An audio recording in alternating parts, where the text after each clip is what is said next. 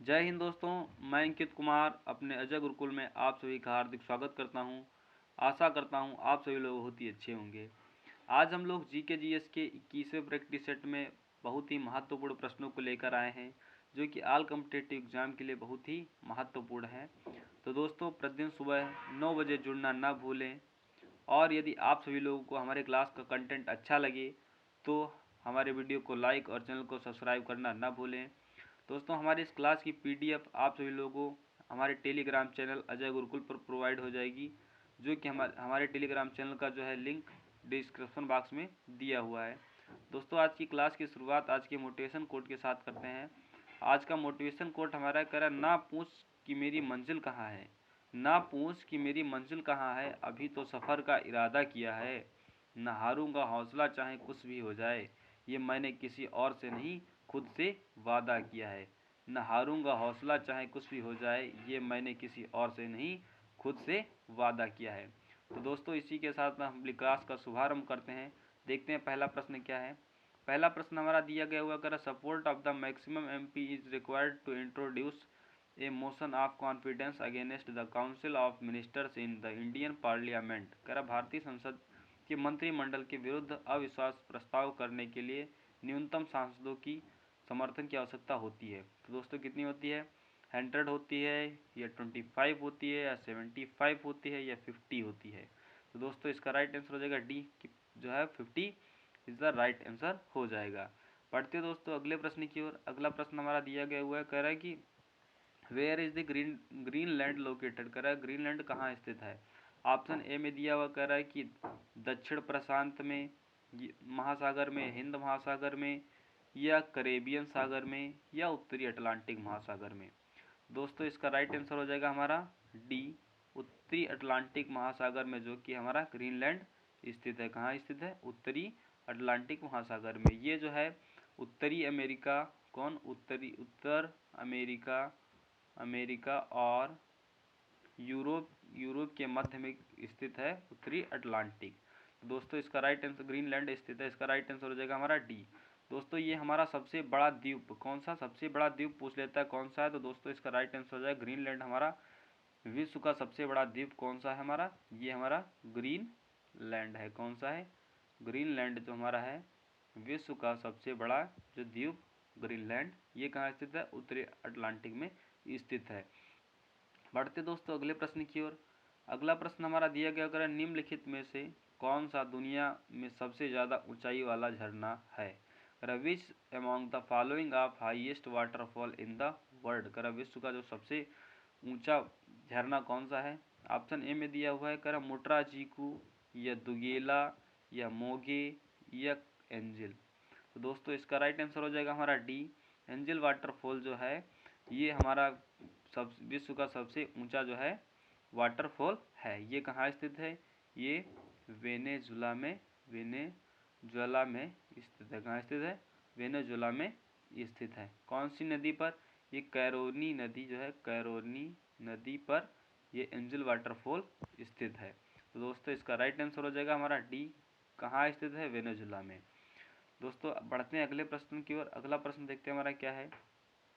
अगला प्रश्न दिया गया, निम्नलिखित में से को छोड़कर सभी खरीफ फसलें। करा all of the following are kharif crops except. दोस्तों, यहाँ पर दिया मक्का, रागी, या बाजरा, या गेहूँ। इनमें से कौन सी फसल जो है खरीफ की फसल नहीं, खरीफ की फसल नहीं है? तो दोस्तों, इसका राइट आंसर हो जाएगा हमारा डी, गेहूं की फसल जो हमारी खरीफ की फसल नहीं है। गेहूं की फसल ये हमारी कौन सी फसल है? ये हमारी रबी की फसल है। किसकी फसल है? ये हमारी रबी की फसल है।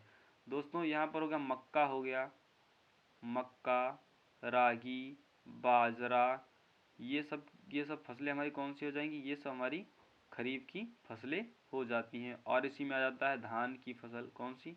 धान। ये सब खरीफ की फसलें होती हैं। ये जो है जून जुलाई में बोई जाती हैं, जून जुलाई के मंथ में बोई जाती हैं, और अक्टूबर और नवंबर में ये काट ली जाती हैं। अक्टूबर और नवंबर के बीच में ये फसलें काट ली जाती हैं। दोस्तों, ये हमारी रबी की फसलें कौन कौन सी होती हैं? रबी की फसलें हमारी होती हैं जैसे गेहूँ हो गया, सरसों हो गया। कौन सा हो गया? सरसों, गेहूँ, सरसों हो गया, चना हो गया, मटर हो गया, आलू हो गया। ये सब हमारी कौन सी फसलें हैं? और गेहूँ तो हमारा साथ में है ही। ये सब हमारी कौन सी फसलें हो गई? ये हमारी रबी की फसलें होती हैं। कौन सी है? रबी की फसलें होती हैं। ये हमारी जो है नवंबर और दिसंबर के महीने में बोई जाती हैं। नवंबर दिसंबर के महीने में बोई जाती हैं और मार्च और अप्रैल के महीने में ये काट ली जाती हैं। मार्च और अप्रैल के महीने में ये काट ली जाती हैं। दोस्तों खरीफ की फसलें जान गए आप। और जो है रबी की फसलें, कुछ जायद की फसलें होती हैं। कौन सी? जायद की फसलें। जायद की फसलें। दोस्तों जायद की फसलें ये हमारी अप्रैल मई में बोई जाती हैं। अप्रैल मई में जो है बोई जाती हैं। अप्रैल मई में बोई जाती हैं और ये जून जुलाई में काट ली जाती हैं। जून जुलाई में काट ली जाती हैं। दोस्तों ये कौन सी फसलें होती हैं? तो दोस्तों ये फसलें हमारी होती हैं, जैसे हो गया हमारा खीरा हो गया, ककड़ी हो गई, ककड़ी, खीरा, तरबूज, खरबूजा।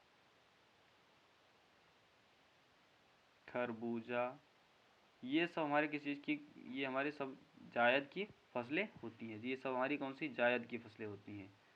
जायद की फसलें होती हैं। ये सब हमारी जायद की फसलें होती हैं। दोस्तों इसका राइट आंसर हो जाएगा हमारा डी, जो है गेहूँ रबी की फसल होती है। ये हमारी खरीफ की फसल नहीं होती है। पढ़ते दोस्तों अगले प्रश्न की ओर।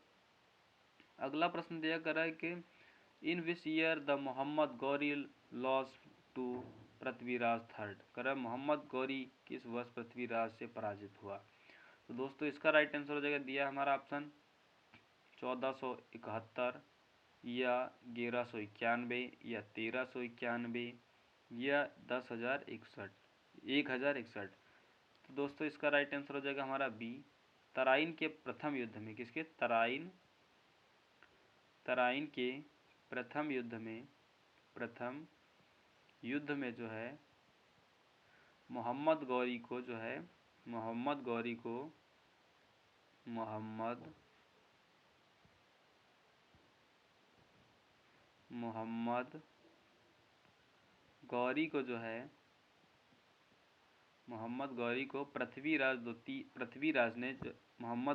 पृथ्वीराज तृतीय ने, किसने? पृथ्वीराज तृतीय ने जो है पराजित कर दिया था। कब किया था? 1191 ईस्वी में। कब? 1191 ईस्वी में जो है मोहम्मद गौरी को पृथ्वीराज तृतीय ने पराजित कर दिया था। दोस्तों उसके बाद में तराइन का द्वितीय युद्ध हुआ था हमारा। कौन सा? तराइन का द्वितीय युद्ध ये हमारा हुआ था 1192 ईस्वी में। कब हुआ था? 1192 ईस्वी में जो है तराइन का जो है हमारा द्वितीय युद्ध हुआ था। इसमें जो है मोहम्मद गौरी ने, किसने? मोहम्मद गौरी ने जो है पृथ्वीराज तृतीय को हरा दिया था। पृथ्वीराज तृतीय को हरा दिया था। किसको? मोहम्मद गौरी ने तराइन के द्वितीय युद्ध में पृथ्वीराज को हरा दिया था। बढ़ते दोस्तों अगले प्रश्न की ओर। अगला प्रश्न हमारा दिया गया हुआ कह रहा है कि which among the following known for being the deepest point of the Indian ocean. कह रहा है कि निम्न में से किसे हिंद महासागर के सबसे गहरे बिंदु के रूप में जाना जाता है? ऑप्शन ए भी दिया करा मेरियाना गर्त ट्रेंच या सुंडा ट्रेंच या प्यूर्टो रिको ट्रेंच या साउथ सैंडविच ट्रेंच। तो दोस्तों अक्सर लोग इसमें मैरियाना गर्त लगाते हैं कि जो है ये विश्व का सबसे गहरा भी गर्त है। कौन सा है? मैरियाना गर्त। लगभग इसकी 11,000 मीटर, लगभग इसकी 11,000 मीटर जो है इसकी गहराई। इसलिए राइट आंसर इसका डी मारते हैं फटाक से कि मैरियाना गर्त। बट इसका राइट आंसर ये हमारा गलत है। यहाँ पर दिया हिंद महासागर, ये यहाँ पर कोई गौर नहीं करता हिंद महासागर में पूछा या प्रशांत महासागर में पूछता है।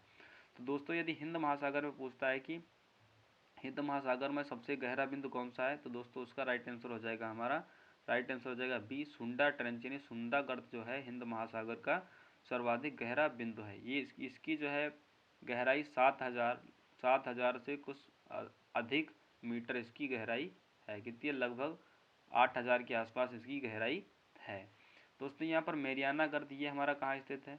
मेरियाना गर्त ये हमारा प्रशांत महासागर में स्थित है। कहाँ स्थित है? प्रशांत महासागर में स्थित है। महासागर में स्थित है। दोस्तों इसका राइट आंसर हो जाएगा डी। सुंडा गर्त जो है हिंद महासागर का सबसे गहरा बिंदु है और मेरियाना गर्त ये जो हमारा प्रशांत महासागर का सबसे गहरा बिंदु है। इसकी गहराई लगभग 11,000 मीटर इसकी गहराई है। दोस्तों बढ़ते हैं अगले प्रश्न की ओर। अगला प्रश्न हमारा दिया गया करा कि प्रसिद्ध संगीत वादक या प्रसिद्ध संगीतकार उस्ताद बिस्मिल्लाह खां किस कौन सा या वाद्य यंत्र बजाते थे? With which musical instrument was noted musician Ustad Bismillah Khan associated? तो दोस्तों इसका राइट आंसर हो जाएगा हमारा तबला वादक या बांसुरी वादक या सितार वादक या शहनाई वादक। तो दोस्तों इसका राइट आंसर हो जाएगा हमारा डी। पंडित बिस्मिल्लाह खान को जो है शहनाई वादक के रूप में जो है ये संबंधित थे। किससे? शहनाई वादक से संबंधित थे। दोस्तों इनको सन 2001 में इन्हें भारत रत्न से सम्मानित किया गया। किससे? भारत रत्न जो है बिस्मिल्लाह खां को शहनाई वादक के लिए सन 2001 में भारत रत्न से भी सम्मानित किया गया है। यहाँ पर दोस्तों और हमारे ऑप्शन दिए हैं 2-3। यहाँ पर जैसे सितार वादक हमारे सितार से कौन संबंधित है? दोस्तों पंडित रविशंकर। कौन? पंडित रविशंकर ये जो हमारे सितार वादक हैं, पंडित रविशंकर ये सितार वादक हैं। और बांसुरी वादक ये हमारे कौन हैं? ये हमारे हरिप्रसाद चौरसिया जी। हरिप्रसाद चौरसिया जी जो है ये हमारे बांसुरी वादक है। बांसुरी वादक कौन है? हरिप्रसाद चौरसिया जी हैं। बढ़ते दोस्तों अगले प्रश्न की ओर। अगला प्रश्न हमारा दिया गया हुआ कर रहा है कि which is the longest kand chapter of the Ramcharitmanas penned by Goswami Tulsidas. कह रहा है कि गोस्वामी तुलसीदास द्वारा लिखे गए रामचरितमानस का सबसे लंबा कांड या सबसे अध्याय कौन सा है? दोस्तों यहाँ पर ऑप्शन ए में दिया बाल कांड या अयोध्या कांड या उत्तर कांड या लंका कांड। तो दोस्तों इसका राइट आंसर हो जाएगा हमारा ए। बाल कांड जो है रामचरितमानस जो है तुलसीदास द्वारा रचित की गई है।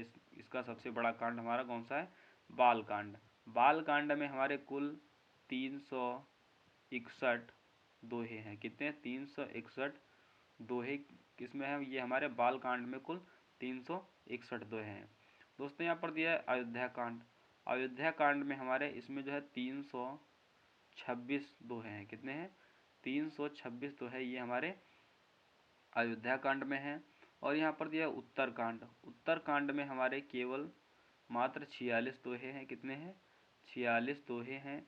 और जो है लंका कांड में हमारे 121 दोहे हैं। कितने हैं?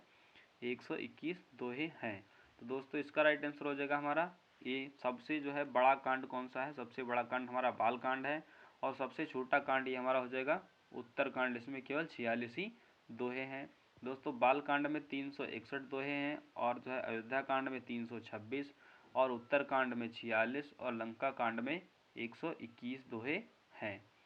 दोस्तों इसका राइट आंसर हो जाएगा हमारा ए। बढ़ते दोस्तों अगले प्रश्न की ओर।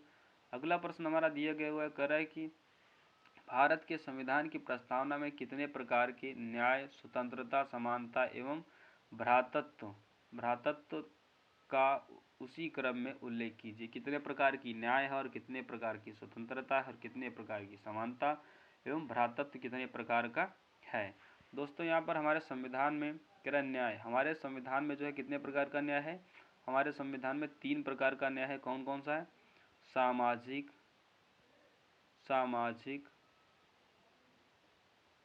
सामाजिक न्याय और सामाजिक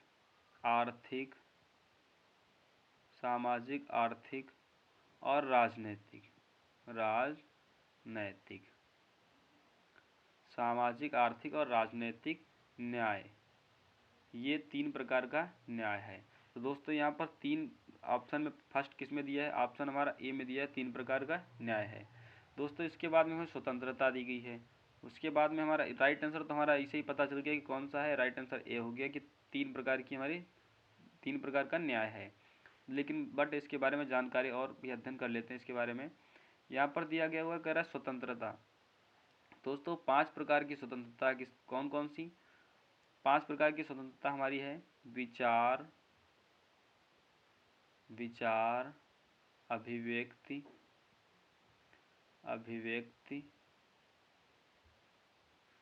धर्म, विश्वास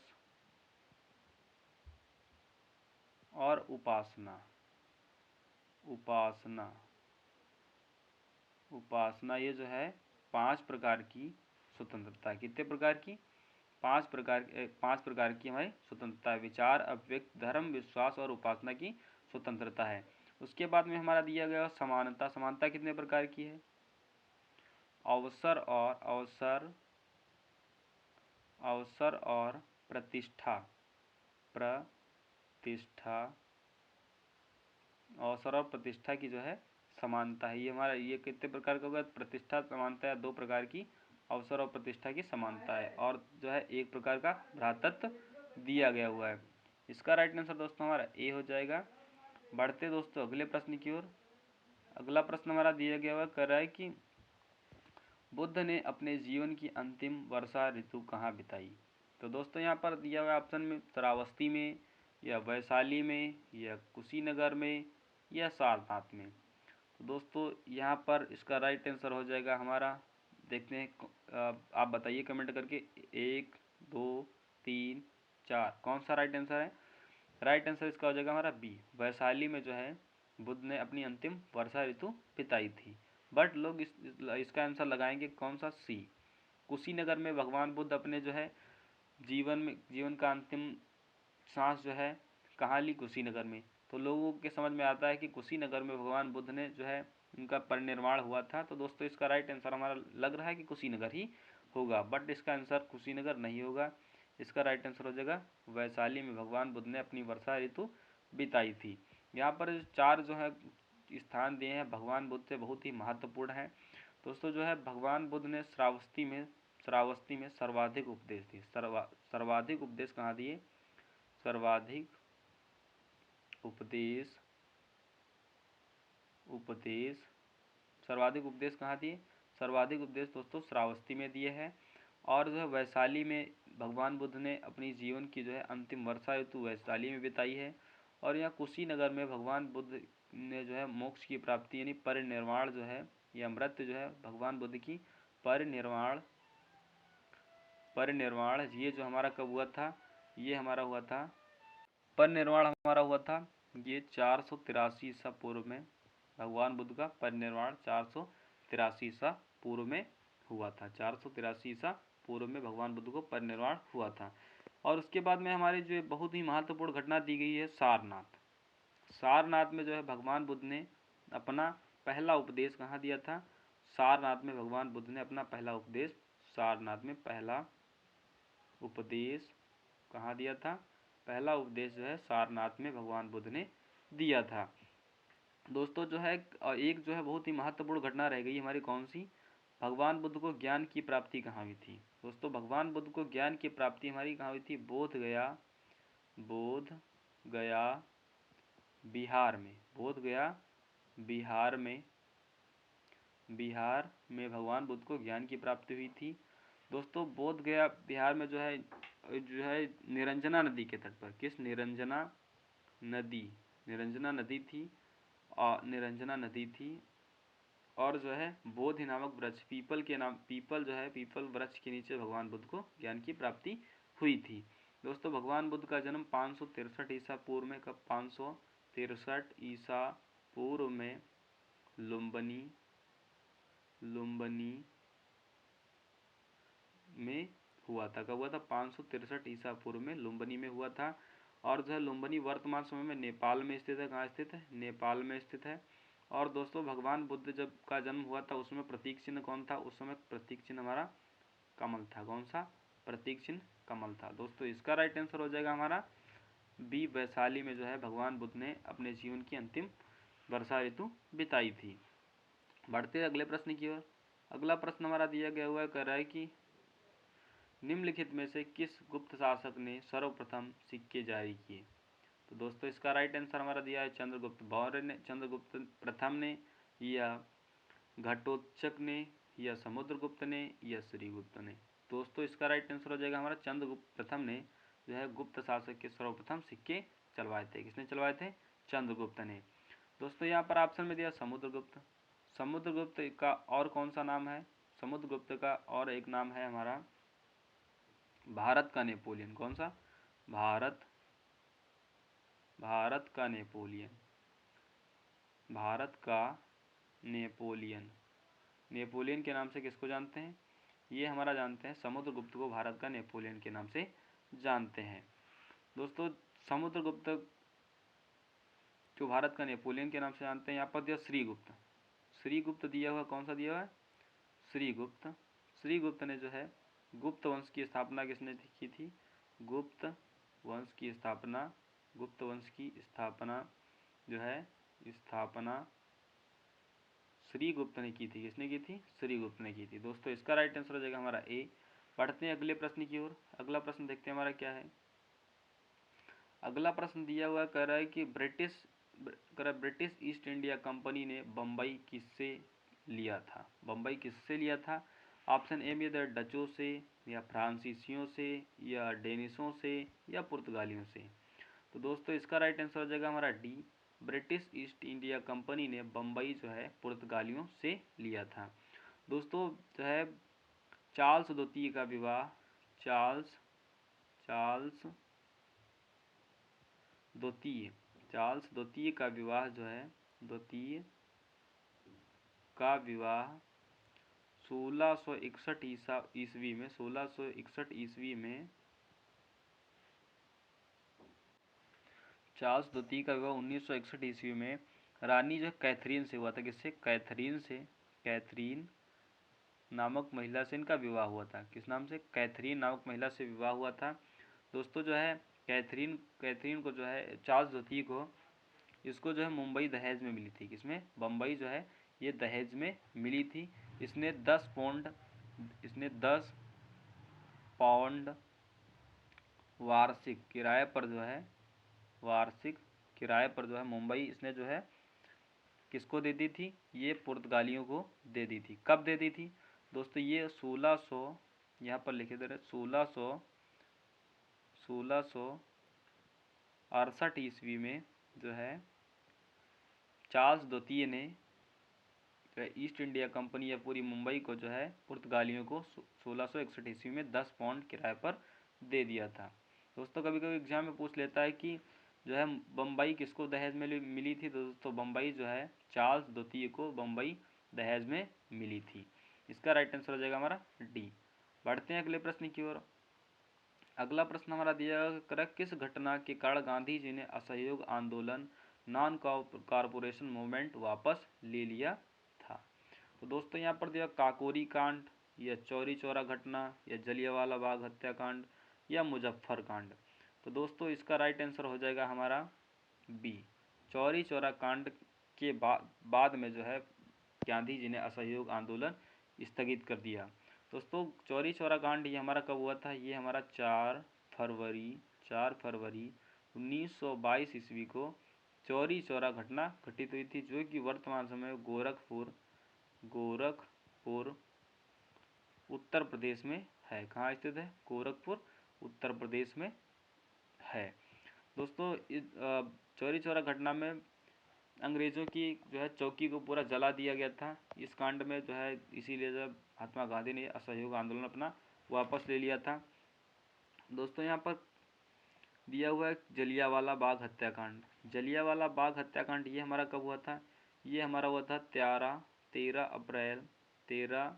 अप्रैल 1919 ईस्वी को जो है जलियांवाला बाग हत्याकांड हुआ था। जो है इसमें एक रॉलेट एक्ट जो आया था हमारा 1919 ईस्वी में रॉलेट एक्ट आया था। ना अपील ना दलील ना वकील कानून आया था दोस्तों। इस कानून को लेकर भारतीयों ने इसका बहुत ही विरोध किया। इस विरोध में जो है जलियांवाला बाग में जो है एक सभा आयोजित की। उस सभा में अंग्रेज़ों की एक अच्छी प्लानिंग थी। उस प्लानिंग से जो है जलियांवाला बाग हत्याकांड में लोगों का जनसंहार कर दिया गया। उसमें लगभग 1000 लोग मारे गए गोलियों से। जनरल ओडायर ने गोलियों से भारतीय लोगों को, निहत्थे लोगों पर गोली चलवा दी, जिसमें भारत के लगभग 1000 लोग मारे गए। दोस्तों यह घटना बहुत ही दुखद घटना थी। दोस्तों यहाँ पर अगला दिया हुआ कर है कि काकोरी कांड जो है, काकोरी कांड ये हमारा उत्तर प्रदेश से ये भी संबंधित है। ये घटना हमारी 1925 ईस्वी में हुई थी। कब हुई थी? ये हमारे 9 अगस्त 1925 ईस्वी को हुई थी। कब हुई थी? काकोरी ट्रेन डकैती ये हमारी 9 अगस्त 1925 ईस्वी को हुई थी। दोस्तों अब इसका नाम बदल के काकोरी कांड की जगह पर काकोरी एक्शन कर दिया। कौन सा? काकोरी एक्शन इसका नाम कर दिया गया है। तो दोस्तों इसका राइट आंसर हो जाएगा हमारा चौरी चौरा घटना के बाद गांधी जी ने असहयोग आंदोलन अपना वापस ले लिया था। बढ़ते दोस्तों अगले प्रश्न की ओर। अगला प्रश्न हमारा दिया गया हुआ कह रहा है कि निम्नलिखित में से किसने गांधी जी के नमक आंदोलन में भाग लिया था? दोस्तों गांधी जी के नमक आंदोलन में कह रहा सरोजनी नायडू ने, या कमला देवी चट्टोपाध्याय ने, या राजकुमारी अमृत कौर ने, या उपयुक्त में से सभी ने जो है महात्मा गांधी के नमक आंदोलन में भाग लिया था। तो दोस्तों इसका राइट आंसर हो जाएगा हमारा डी, उपयुक्त में सभी लोगों ने जो है नमक आंदोलन में भाग लिया था। दोस्तों नमक आंदोलन इसकी शुरुआत कब हुई थी? इसकी शुरुआत जो हमारी 12 मार्च 1930 ईस्वी को इसकी शुरुआत हुई थी और ये 6 अप्रैल 1930 ईस्वी को ये स्थगित कर दिया गया था। ये हमारे कुल 24 दिन, कितने दिन? 24 दिन का ये आंदोलन हुआ था दोस्तों। तो दोस्तों इसके बाद में इसे स्थगित करने के बाद में हमारा कौन सा आंदोलन शुरू हुआ? इसके बाद में हमारा शुरू हुआ सविनय अवज्ञा आंदोलन। कौन सा? सविनय अवज्ञा आंदोलन। कौन सा? सविनय अवज्ञा आंदोलन इसके बाद में शुरू किया गया। कब शुरू किया? 1930 ईस्वी में ही सविनय अवज्ञा आंदोलन शुरू किया गया। तो दोस्तों इसका राइट आंसर हो जाएगा डी। नमक आंदोलन में तीनों लोगों ने, सरोजिनी नायडू ने और राजकुमारी अमृत कौर ने और कमला देवी चट्टोपाध्याय, तीनों लोगों ने इसमें भाग लिया था। दोस्तों सरोजिनी नायडू जी जो थी, सरोजिनी नायडू जी ने जो है 1925 ईस्वी में कानपुर अधिवेशन में जो है ये कांग्रेस की पहली भारतीय महिला अध्यक्ष कौन थी? ये हमारी कौन थी? सरोजिनी नायडू जी जो थी ये हमारे भारत की जो है पहली भारतीय महिला जो थी कांग्रेस की अध्यक्ष रही थी। और पूछ लेता है, कभी कभी पूछ लेता है कांग्रेस की पहली महिला अध्यक्ष का नाम, तो उनका नाम दोस्तों एनी बेसेंट है। क्या है? Annie Besant. क्या है? एनी बेसेंट जो थी ये कांग्रेस की पहली महिला अध्यक्ष कब रही? ये हमारे 1917 ईस्वी में कांग्रेस की पहली महिला अध्यक्ष एनी बेसेंट जी रही हैं। और सरोजिनी नायडू ये 1925 ईस्वी में कानपुर अधिवेशन में सरोजिनी नायडू जी हैं ये जो कांग्रेस की पहली भारतीय महिला अध्यक्ष रही थी। दोस्तों ये सरोजिनी नायडू जी भारत की पहली महिला राज्यपाल, या उत्तर प्रदेश में जो है उत्तर प्रदेश की पहली महिला राज्यपाल कौन रही हैं? ये हमारे सरोजिनी नायडू जी हैं। सरोजिनी नायडू जी का एक बहुत ही प्यारा कथन है। सरोजिनी नायडू जी ने कहा था कि राज्यपाल जो है एक सोने के पिंजरे में बंद चिड़िया है। क्या है? राज्यपाल एक सोने के पिंजरे में बंद चिड़िया है। ये सरोजिनी नायडू जी का कथन है। किसका है? सरोजिनी नायडू जी का कथन है। तो दोस्तों इसका राइट आंसर हो जाएगा डी हमारा। बढ़ते दोस्तों अगले प्रश्न की ओर। अगला प्रश्न देखते हैं हमारा क्या दिया करा। 30 मई 1919 ईस्वी को अपना अलंकरण भारत सरकार को लौटाने वाले व्यक्ति कौन थे? दोस्तों यहाँ पर दिया ऑप्शन में जमनालाल बजाज, या महात्मा गांधी, या तेज बहादुर सप्रू, या रविंद्रनाथ टैगोर। तो दोस्तों इसका राइट आंसर हो जाएगा हमारा डी, रविंद्रनाथ टैगोर जी ने जो है 30 मई 1919 ईस्वी को, कब 30 मई 1919 ईस्वी को इन्होंने, इनके पास जो है नाइटहुड की उपाधि थी, नाइटहुड की उपाधि थी, नाइटहुड की उपाधि थी, इन्होंने जो है लौटा दी थी। जलियांवाला बाग हत्याकांड जब हुआ था 13 अप्रैल 1919 ईस्वी को, उस घटना से प्रभावित होकर रविंद्रनाथ टैगोर जी ने जो है 30 मई 1919 ईस्वी को नाइटहुड की उपाधि त्याग दी थी। दोस्तों रविंद्रनाथ टैगोर आए तो बहुत ही महत्वपूर्ण प्रश्न है। रविंद्रनाथ टैगोर जी ने जो है भारत का राष्ट्रगान जन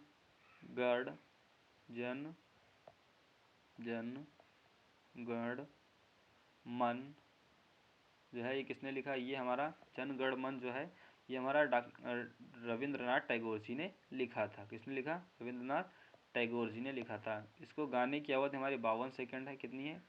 52 सेकंड इसको गाने की अवधि है। दोस्तों इसका राइट आंसर हो जाएगा हमारा डी। बढ़ते हैं अगले प्रश्न की ओर। अगला प्रश्न हमारा दिया गया हुआ कह रहा है कि भारतीय संविधान की 6ठी अनुसूची निम्नलिखित में से किन राज्यों के जनजातीय क्षेत्रों के प्रशासन से संबंधित है? ऑप्शन ए में दिया गया बिहार, छत्तीसगढ़, गोवा या मेघालय, त्रिपुरा, मिजोरम या उत्तराखंड, मणिपुर, झारखंड या नागालैंड, अरुणाचल प्रदेश, त्रिपुरा। तो दोस्तों इसका राइट आंसर हो जाएगा हमारा बी। कौन सा हो जाएगा? राइट आंसर हो जाएगा बी हमारा मेघालय, त्रिपुरा, मिजोरम। दोस्तों इसी में असम राज्य एक हमारा कौन सा है? असम, मेघालय, त्रिपुरा, मिजोरम, ये 4 राज्यों में जो है छठी अनुसूची से संबंधित 4 राज्य हैं। कौन कौन से? असम, मेघालय, त्रिपुरा, मिजोरम जो है ये जनजातीय क्षेत्रों के प्रशासन से संबंधित है। बढ़ते हैं अब अगले प्रश्न की ओर। अगला प्रश्न हमारा दिया गया हुआ कह रहा है कि भारत के संविधान का कौन सा अनुच्छेद अपनी पसंद के व्यक्ति से विवाह करने के लिए किसी व्यक्ति के अधिकार को संरक्षण देता है? तो दोस्तों इसका राइट आंसर हो जाएगा हमारा दिया करा 19 में, आर्टिकल 19 में, या आर्टिकल 21 का में, या आर्टिकल जो है सी में, अगर आर्टिकल 25 में, या आर्टिकल जो है 14 में। तो दोस्तों इसका राइट आंसर यहाँ पर का हटा करके दोस्तों अनुच्छेद 21 में, अनुच्छेद 21 में कहा गया है कि कह रहा कि भारत का कोई भी व्यक्ति अपने विवाह के लिए किसी भी व्यक्ति से विवाह करता, अपनी पसंद के व्यक्ति से विवाह करता है। ये हमारा आर्टिकल 21 से संबंधित है। किससे? आर्टिकल 21 से संबंधित है कि कोई भी व्यक्ति अपनी पसंद के व्यक्ति से विवाह करने का अधिकार उसके पास है।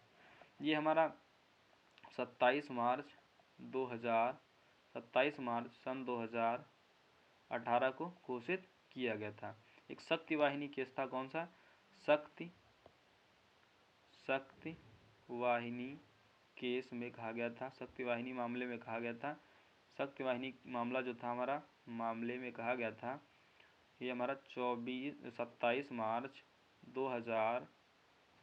सन 2018 का मामला है। इसमें कहा गया था कि भारत के किसी व्यक्ति को अपनी पसंद के व्यक्ति से विवाह करने का अधिकार है। दोस्तों यहाँ पर दिया हुआ हमारा आर्टिकल 19। आर्टिकल 19 में क्या कहा गया है? आर्टिकल 19 के अंतर्गत कहा गया है कि वाक स्वतंत्रता, बोलने की स्वतंत्रता हमारे आर्टिकल 19 में है। किसी भी प्रकार का व्यापार करने की स्वतंत्रता हमारे आर्टिकल 19 में है। और जो है आर्टिकल 19 में ही हमारा आर्टिकल 19A में जो है प्रेस की फ्रीडम जो आर्टिकल 19A के अंतर्गत ही है।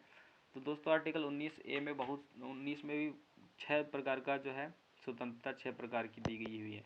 यह और यहाँ पर दिया आर्टिकल जो है 21 का में, आर्टिकल 21 का में जो हमारा 86वां कॉन्स्टिट्यूशन अमेंडमेंट जो हुआ था हमारा सन 2002 में। कब हुआ था? सन 2002 में जो है इसके अंतर्गत शिक्षा को एक मौलिक अधिकार के रूप में जोड़ा गया था। ये हमारा आर्टिकल 21 का के अंतर्गत। आर्टिकल 25 के अंतर्गत जो हमारा क्या दिया हुआ? धार्मिक स्वतंत्रता क्या दी गई? धार्मिक स्वतंत्रता ये हमारे आर्टिकल 25 में दी गई है। दोस्तों आर्टिकल 25 में ही कहा गया है कि जो है सिख धर्म के लोग, आर्टिकल 25 में ही कहा गया है कि सिख धर्म के लोग अपने पास कृपाण रख सकते हैं। अपने पास कृपाण जो कि तलवार अपने पास रख सकते हैं सिख धर्म के लोग, आर्टिकल 25 में लिखा गया हुआ है। आर्टिकल हमारा दिया है यहाँ पर आर्टिकल 14। आर्टिकल 14 में क्या दिया गया हुआ है? आर्टिकल 14 में समानता का अधिकार, किसका? समानता का अधिकार जो है समानता का अधिकार ये हमारा आर्टिकल किस आर्टिकल में दिया हुआ है? ये आर्टिकल हमारा 14 में दिया गया है। तो दोस्तों इसका राइट आंसर हो जाएगा हमारा 21। आर्टिकल 21 में कहा गया है कि कोई भी व्यक्ति अपने पसंद के व्यक्ति से विवाह कर सकता है, करने की स्वतंत्रता उसको है। बढ़ते हैं दोस्तों अगले प्रश्न की ओर। इसी के साथ हमारी क्लास समाप्त होती है। इसके पहले हम इन प्रश्नों को फिर से एक बार रिवीजन कर लेते हैं दोस्तों। फटाफट अपने फर्स्ट प्रश्न से आते हैं, देखते हैं। यहाँ पर पहला प्रश्न हमारा दिया गया हुआ कह रहा है कि भारतीय संसद के मंत्रिमंडल के विरुद्ध अविश्वास प्रस्ताव पारित करने के लिए न्यूनतम सांसदों के समर्थन की आवश्यकता है। तो दोस्तों न्यूनतम सांसद जो 50 सांसद हों तो जो है अविश्वास प्रस्ताव पेश हो सकता है। दोस्तों ये अगले प्रश्न की ओर बढ़ते हैं। अगला प्रश्न हमारा दिया गया कह रहा है ग्रीनलैंड कहाँ स्थित है? तो दोस्तों ग्रीनलैंड हमारा उत्तरी अटलांटिक में स्थित है। कहाँ स्थित है? उत्तरी अटलांटिक में स्थित है। बढ़ते अगले प्रश्न की ओर। अगला प्रश्न हमारा दिया गया निम्नलिखित में से कौन सा दुनिया का सबसे ऊंचाई वाला झरना है? दोस्तों यहाँ इसका राइट आंसर हो जाएगा हमारा डी, एंजल वाटरफॉल जो है दुनिया का सबसे ऊंचाई वाला झरना है। बढ़ते दोस्तों अगले प्रश्न की ओर। अगला प्रश्न हमारा दिया गया कह रहा है कि किस फसल को छोड़कर सारी फसलें जो है खरीफ की, किस फसल को छोड़कर जो है कह रहा है निम्नलिखित में से किसको छोड़कर खरीफ की फसलें हैं? तो दोस्तों हमारी खरीफ की फसलें कौन कौन सी हैं? मक्का, रागी, बाजरा, कपास ये सब हमारी कौन सी फसलें हैं? ये सब और धान, ये हमारी सब फसलें हो गई। ये सब हमारी खरीफ की फसलें हैं। और गेहूँ है, जौ है, मटर है और आलू है और सरसों है, चना है, ये सब हमारी कौन सी फसलें हैं? ये सब हमारी रबी की फसलें हैं। इसका राइट आंसर हो जाएगा हमारा डी। बढ़ते हैं अगले प्रश्न की ओर। अगला प्रश्न हमारा दिया गया हुआ कह रहा है कि मोहम्मद गौरी किस वर्ष पृथ्वीराज तृतीय से पराजित हुआ? तो दोस्तों 1191 ईस्वी में मोहम्मद गौरी पृथ्वीराज तृतीय से पराजित हुआ। बढ़ते हैं अगले प्रश्न की ओर। अगला प्रश्न हमारा दिया गया कर निम्न में से किसे हिंद महासागर के सबसे गहरे बिंदु के रूप में जाना जाता है? दोस्तों सुंडा गर्त को सबसे गहरा बिंदु, हिंद महासागर का सबसे गहरा बिंदु कौन सा है? सुंडा गर्त है। और मेरियाना गर्त ये हमारा प्रशांत महासागर का सबसे गहरा बिंदु कौन सा है? ये हमारा मेरियाना गर्त है। दोस्तों बढ़ते हैं अगले प्रश्न की ओर। अगला प्रश्न हमारा दिया गया कर उस्ताद बिस्मिल्लाह खान संगीत के किस वाद्य यंत्र से संबंधित हैं? दोस्तों उस्ताद बिस्मिल्लाह खान ये हमारे शहनाई वादक संबंधित है। सन 2001 में इन्हें जो है भारत रत्न से भी सम्मानित किया गया। किससे? भारत रत्न से भी सम्मानित किया गया। बढ़ते दोस्तों अगले प्रश्न की ओर। अगला प्रश्न हमारा दिया गया गोस्वामी तुलसीदास द्वारा लिखे गए रामचरितमानस का सबसे लंबा अध्याय कौन सा है? तो दोस्तों गोस्वामी तुलसीदास द्वारा लिखे गए कांड में सबसे लंबा कांड कौन सा है? बाल कांड। और सबसे छोटा कांड हमारा उत्तर कांड है। बाल कांड में कुल 361 दोहे हैं। कितने हैं? 361 दोहे हैं। और जो है उत्तर कांड में कुल 46 दोहे हैं। बढ़ते अगले प्रश्न की ओर। अगला प्रश्न हमारा दिया गया हुआ कह रहा है कि भारत के संविधान की प्रस्तावना में कितने प्रकार की न्याय, स्वतंत्रता, समानता एवं भ्रातृत्व का उसी क्रम में उल्लेख किया गया है? तो दोस्तों आर्टिकल हमारे कर न्याय 3 प्रकार का न्याय है और 5 प्रकार की स्वतंत्रता और समानता कितने प्रकार की? 2 प्रकार की समानता और 1 प्रकार का भ्रातृत्व दिया गया। राइट आंसर हमारा जाएगा फर्स्ट। बढ़ते हैं अगले प्रश्न की ओर। अगला प्रश्न हमारा दिया गया कह रहा है कि भगवान बुद्ध ने अपनी जीवन की अंतिम वर्षा ऋतु कहाँ बिताई थी? तो दोस्तों भगवान बुद्ध ने अपनी जीवन की अंतिम वर्षा ऋतु वैशाली में गुजारी थी। कहाँ बिताई थी? वैशाली में। ये हमारा यूपी पीसीएस 2016 मेंस में पूछा गया प्रश्न है। बहुत ही महत्वपूर्ण प्रश्न है। बढ़ते अगले प्रश्न की ओर। अगला प्रश्न हमारा दिया गया है कि निम्न में से किस गुप्त शासक ने सर्वप्रथम सिक्के जारी किए? तो दोस्तों चंद्रगुप्त प्रथम ने जो है सर्वप्रथम सिक्के जारी किए थे। अगला प्रश्न हमारा दिया गया हुआ है कि ब्रिटिश ईस्ट इंडिया कंपनी ने बम्बई किससे लिया था? तो दोस्तों ब्रिटिश ईस्ट इंडिया कंपनी ने बम्बई जो है किससे लिया था? बम्बई जो है चार्ल्स द्वितीय से लिया था। किससे? चार्ल्स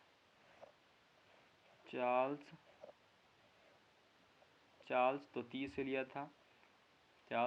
लिया था। ये कौन था? ये एक पुर्तगाली था। तो दोस्तों इसका विवाह किससे हुआ था? ये हमारा कैथरीन से। कैथरीन नामक महिला से इसका विवाह हुआ था। तो दोस्तों इसने 1668 ईस्वी में जो है 10 पाउंड जो है वार्षिक किराए पर पुर्तगाली ने जो है ईस्ट इंडिया कंपनी को 10 पाउंड वार्षिक के हिसाब से किराए पर दे दिया था। इसका राइट आंसर डी हो जाएगा। बढ़ते अगले प्रश्न की ओर। अगला प्रश्न हमारा दिया गया हुआ है कि किस घटना के कारण गांधी जी ने असहयोग आंदोलन वापस ले लिया? तो दोस्तों चौरी चौरा घटना के कारण महात्मा गांधी ने असहयोग आंदोलन वापस ले लिया था। पढ़ते हैं अगले प्रश्न की ओर। अगला प्रश्न हमारा दिया गया होगा, निम्न में से गांधी जी के नमक आंदोलन में भाग लिया था, किसने लिया था? सरोजनी नायडू, कमला देवी चट्टोपाध्याय, राजकुमारी अमृत कौर और उपयुक्त में से सभी। दोस्तों उपयुक्त में से सभी ने जो है गांधी जी के नमक आंदोलन में भाग लिया था। बढ़ते हैं अगले प्रश्न की ओर। अगला प्रश्न हमारा दिया गया हुआ कर रहा है कि 30 मई 1919 ईस्वी को अपना अलंकरण भारत सरकार को लौटाने वाले व्यक्ति कौन थे? तो दोस्तों ये हमारे रविंद्रनाथ टैगोर जी जो थे, जिन्होंने 30 मई 1919 ईस्वी को अपनी नाइटहुड की उपाधि त्याग दी थी। किसकी? नाइटहुड की उपाधि त्याग दी थी। तो दोस्तों ये प्रश्न इस प्रकार भी पूछ लेता है कि नाइटहुड की उपाधि किसने त्याग दी थी? जो है जलियांवाला बाग हत्याकांड के बाद में नाइटहुड की उपाधि किसने त्याग दी थी? दोस्तों रविंद्रनाथ टैगोर जी ने त्याग दी थी। अगला प्रश्न हमारा दिया गया हुआ है कि भारतीय संविधान की छठी अनुसूची निम्न में से किन राज्यों के जनजातीय क्षेत्रों के प्रशासन से संबंधित है? तो दोस्तों ये मेघालय, त्रिपुरा, मिजोरम और असम।